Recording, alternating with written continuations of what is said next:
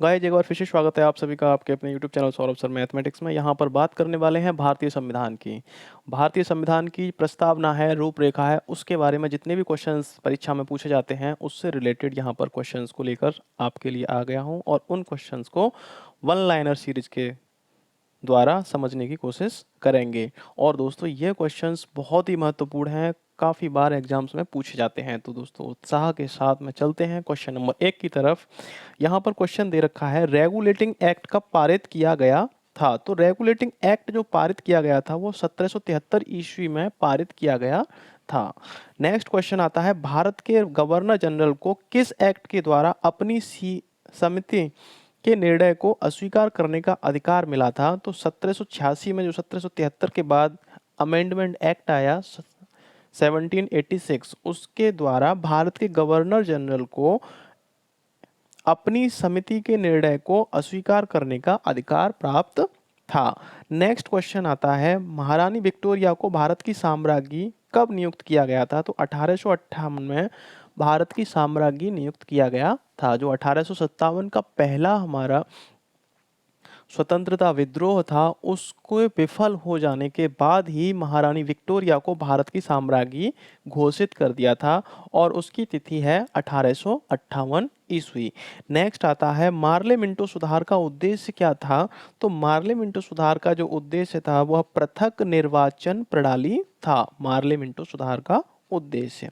अगला प्रश्न आता है, मार्ले मिंटो सुधार बिल किस वर्ष पारित किया गया था? तो 1909 ईस्वी में मार्ले मिंटो सुधार बिल पारित किया गया था, सन 1909 में। नेक्स्ट आता है, मुसलमानों के लिए अतिरिक्त निर्वाचन मंडल प्रारंभ में किसके द्वारा लाया गया था? तो मार्ले मिंटो सुधार के द्वारा 1909 में लाया गया था।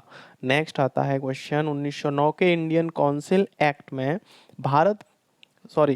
1909 के इंडियन काउंसिल एक्ट में किस बात की व्यवस्था की गई है? तो सांप्रदायिक प्रतिनिधित्व की व्यवस्था की गई है। नेक्स्ट आता है, मॉन्टेग्यू चेम्सफोर्ड सुधार में प्रावधानों का सार क्या था?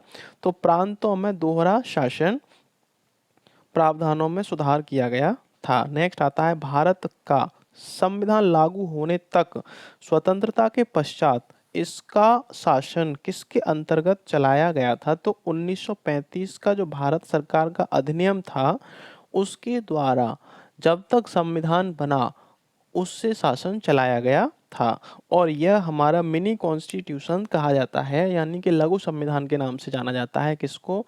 भारत के सरकार अधिनियम 1935 को। नेक्स्ट आता है, भारत की आज़ादी के समय इंग्लैंड में किस पार्टी की सरकार थी? तो लेबर पार्टी की सरकार थी। नेक्स्ट क्वेश्चन आता है, केंद्र में द्वैध शासन प्रणाली को किस अधिनियम के अंतर्गत स्थापित किया गया था? तो भारत सरकार अधिनियम 1935 के अंतर्गत द्वैध शासन प्रणाली को स्थापित किया गया था। अगला प्रश्न है, किस अधिनियम की प्रमुख विशेषता प्रांतीय स्वायत्तता थी?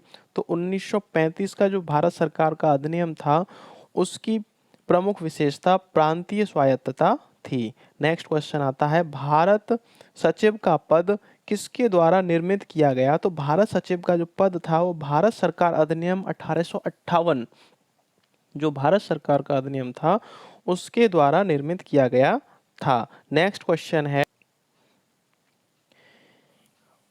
भारत की संविधान सभा गठित करने का आधार क्या था? तो कैबिनेट मिशन जो प्लान आया था 1946 में, उसके द्वारा भारत के संविधान सभा को गठित किया गया था जिससे कि हमारे देश में एक संविधान हो और उस संविधान के हिसाब से ही सभी काम हो। नेक्स्ट आता है, भारत की संविधान सभा किसके अनुसार गठित की गई? तो कैबिनेट मिशन की जो योजना थी, जो कैबिनेट मिशन 1946 में भारत आया था उसकी योजना के अनुसार गठित की गई थी। नेक्स्ट क्वेश्चन है, सन 1936 में भारतीय राष्ट्रीय कांग्रेस द्वारा संविधान सभा के गठन की मांग कहां पर हुए अधिवेशन में रखी गई? तो जो फैजपुर में जो अधिवेशन हुआ था भारतीय राष्ट्रीय कांग्रेस का, वहां पर संविधान सभा के गठन की मांग की गई थी। नेक्स्ट आता है, कैबिनेट मिशन योजना के अनुसार संविधान सभा में कुल कितने सदस्य होने थे? तो 389 389 सदस्य होने थे। किसके अनुसार? कैबिनेट मिशन योजना के अनुसार। नेक्स्ट आता है कैबिनेट मिशन योजना के अंतर्गत संविधान निर्मात्री परिषद में प्रत्येक प्रांत की आवंटित सदस्य संख्या निर्धारित करने के लिए एक प्रतिनिधि कितनी जनसंख्या के अनुपात में था? तो 10 लाख व्यक्तियों की जनसंख्या के अनुपात में एक प्रतिनिधि संविधान सभा में आना था। नेक्स्ट आता है संविधान सभा के सदस्यों को किसने प्रत्यक्ष रूप से निर्वाचित किया? तो प्रांतों की विधानसभाओं ने प्रत्यक्ष रूप से निर्वाचित किया। नेक्स्ट क्वेश्चन है संविधान सभा में किस प्रांत का प्रतिनिधित्व सबसे अधिक था? तो संयुक्त प्रांत का प्रतिनिधित्व सबसे अधिक था, जिसको आज उत्तर प्रदेश कहते हैं। नेक्स्ट आता है संविधान सभा में किस देशी रियासत के प्रतिनिधि ने भाग नहीं लिया था? तो हैदराबाद की जो देशी रियासतें थीं उनके प्रतिनिधियों ने भाग नहीं लिया था और इसको सैनिक बल के प्रभाव से अपनी देशी रियासतों में शामिल किया गया था। नेक्स्ट आता है B.R. अम्बेडकर का संविधान सभा में निर्वाचन हुआ था। तो पश्चिम बंगाल से डॉक्टर भीमराव अम्बेडकर का संविधान सभा में निर्वाचन हुआ था। नेक्स्ट आता है भारतीय संविधान को किसने बनाया? तो संविधान सभा ने भारतीय संविधान को बनाया था। अगला प्रश्न है संविधान सभा के लिए चुनाव कब संपन्न हुए? तो 1946 में संविधान सभा के लिए चुनाव संपन्न हुए थे। अगला प्रश्न है भारतीय संविधान सभा की स्थायी स्थापना कब हुई थी? तो 9 दिसंबर 1946 को भारतीय संविधान की स्थापना हुई थी। नेक्स्ट क्वेश्चन है संविधान सभा का प्रथम अधिवेशन कहाँ हुआ था? तो दिल्ली में संविधान सभा का प्रथम अधिवेशन हुआ था। देखिए संविधान से रिलेटेड जो भी क्वेश्चंस आपके एग्जाम्स में आते हैं मैं उन सभी क्वेश्चंस को कराऊंगा, छोटे छोटे पार्ट्स में लेकर आपके लिए वीडियो आऊँगा। तो दोस्तों अगर चैनल पर आप पहली बार विजिट कर रहे हैं तो चैनल को सब्सक्राइब कर लें और पास में बेल आइकन को जरूर दबा लें, जिससे कि आने वाले वीडियोस का नोटिफिकेशन आपको मिल सके। और इस संविधान, भूगोल, इतिहास सभी पर मैं वीडियो आपके लिए लेकर आने वाला हूं। तो अपनी तैयारी को बेस्ट बनाएं और वीडियो अच्छा लगे तो लाइक जरूर करें। नेक्स्ट क्वेश्चन आता है संविधान सभा के उद्घाटन अधिवेशन की अध्यक्षता किसने की थी? तो संविधान सभा का जो उद्घाटन अधिवेशन था उसकी अध्यक्षता सच्चिदानंद सिन्हा ने की थी, जो कि अस्थायी अध्यक्ष थे। स्थायी अध्यक्ष डॉक्टर राजेंद्र प्रसाद थे और अस्थायी अध्यक्ष थे डॉक्टर सच्चिदानंद सिन्हा। इस दोनों में कंफ्यूजन क्रिएट करने वाला क्वेश्चन आता है कि पहले अध्यक्ष कौन थे। तो पहले अध्यक्ष अगर पूछता है और स्थायी और अस्थायी नहीं पूछता है, केवल इतना पूछता है कि संविधान सभा के प्रथम अध्यक्ष कौन थे, तो डॉक्टर सच्चिदानंद सिन्हा थे। अगर वो स्थायी पूछता है तो डॉक्टर राजेंद्र प्रसाद थे, अस्थायी पूछता है तो सच्चिदानंद सिन्हा आपको लगाना है। नेक्स्ट क्वेश्चन आता है संविधान सभा का पहला सत्र कब हुआ था? तो 9 दिसंबर 1946 में संविधान सभा का पहला सत्र हुआ था, जिसकी अध्यक्षता सच्चिदानंद सिन्हा ने की थी। नेक्स्ट क्वेश्चन आता है संविधान सभा के अस्थायी अध्यक्ष कौन थे? तो डॉक्टर सच्चिदानंद सिन्हा थे। यहाँ पर आपको क्वेश्चन भी आ चुका है। अगला प्रश्न है संविधान सभा के स्थायी अध्यक्ष कौन थे? तो डॉक्टर राजेंद्र प्रसाद स्थायी अध्यक्ष थे और सिन्हा जो थे वह अस्थायी अध्यक्ष थे। नेक्स्ट आता है 11 दिसंबर 1946 को किसे संविधान सभा का स्थायी अध्यक्ष चुना गया था? तो डॉक्टर राजेंद्र प्रसाद को स्थायी अध्यक्ष चुना गया था। कब चुना गया था? 11 दिसंबर 1946 को। और 9 दिसंबर 1946 को अस्थायी अध्यक्ष सच्चिदानंद सिन्हा को चुना गया था। नेक्स्ट आता है संविधान सभा का संवैधानिक सलाहकार किसे नियुक्त किया गया? तो BN राव को संविधान सभा का संवैधानिक सलाहकार नियुक्त किया गया था। यह क्वेश्चंस बहुत ही महत्वपूर्ण प्रश्न हैं और इन प्रश्नों को यदि आप याद कर लेते हैं, मेरी जो भी वीडियो आने वाली हैं और आ चुकी हैं उनको देखकर, तो आपसे कोई भी क्वेश्चन संविधान के अंतर्गत रहेगा नहीं।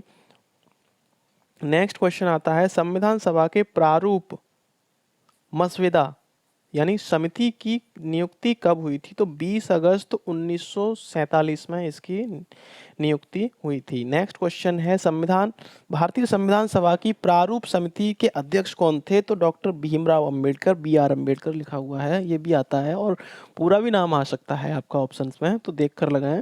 डॉक्टर भीमराव अम्बेडकर संविधान सभा की प्रारूप समिति के अध्यक्ष थे। संविधान की प्रारूप समिति के समक्ष प्रस्तावना का प्रस्ताव किसने रखा था? तो जवाहरलाल नेहरू जी ने रखा था। नेक्स्ट आता है भारतीय संविधान सभा की संघीय शक्ति समिति के अध्यक्ष कौन थे? तो संघीय शक्ति समिति के जो अध्यक्ष थे पंडित जवाहरलाल नेहरू थे। नेक्स्ट आता है भारतीय संविधान को अपनाया गया संविधान सभा द्वारा कब अपनाया गया था? भारत को एक संविधान देने का प्रस्ताव संविधान सभा द्वारा पारित किया गया था, तो 22 जनवरी 1947 को पारित किया गया था। यानी 22 जनवरी 1947 को भारतीय संविधान को अपनाया गया था। नेक्स्ट आता है क्वेश्चन संविधान निर्मात्री सभा में झंडा समिति के अध्यक्ष कौन थे? तो जेबी कृपलानी झंडा समिति के अध्यक्ष थे। राष्ट्रीय झंडे की अभिकल्पना को भारत की संविधान सभा ने में ग्रहण किया गया था, तो जुलाई 1947 में राष्ट्रीय झंडे की अभिकल्पना को संविधान सभा द्वारा ग्रहण किया गया था। नेक्स्ट आता है भारतीय संविधान सभा ने भारतीय राष्ट्रीय ध्वज की रूपरेखा को अंगीकार किया था, तो 22 जुलाई 1947 में 22 जुलाई 1947 को राष्ट्रीय ध्वज की जो रूपरेखा है, जो हमारा तिरंगा है, उसको अंगीकृत किया था। नेक्स्ट आता है संविधान सभा ने संविधान को अंतिम रूप से किस दिन पारित किया? तो 26 नवंबर 1949 को पारित किया था। नेक्स्ट क्वेश्चन आता है भारत के संविधान का प्रारूप तैयार करने वाली संविधान सभा के सदस्यों को विभिन्न प्रांतों की विधानसभाओं द्वारा चुना गया था। ये आपको याद रखना है कि भारत का संविधान प्रारूप करने वाली संविधान सभा के सदस्यों को कैसे लिया गया था? तो विभिन्न प्रांतों की विधानसभाओं द्वारा चुना गया था। नेक्स्ट क्वेश्चन आता है संविधान सभा द्वारा अंतिम रूप से पारित संविधान में कुल कितने अनुच्छेद और अनुसूचियां थीं? तो 395 अनुच्छेद थे और 8 अनुसूचियां थीं। जो मूल संविधान बना था, जो संविधान 26 नवंबर 1949 में जो अंगीकृत किया गया था, उसमें 395 अनुच्छेद और 8 अनुसूचियां थीं। नेक्स्ट क्वेश्चन है अगले वीडियो में मैं आपको बताने वाला हूं कि प्रेजेंट में कितने अनुच्छेद और कितनी अनुसूचियां संविधान के अंतर्गत हैं। दोस्तों नेक्स्ट क्वेश्चन है भारत के लिए संविधान सभा की रचना हेतु संविधान सभा का विचार किसने प्रस्तुत किया था? तो स्वराज पार्टी ने 1942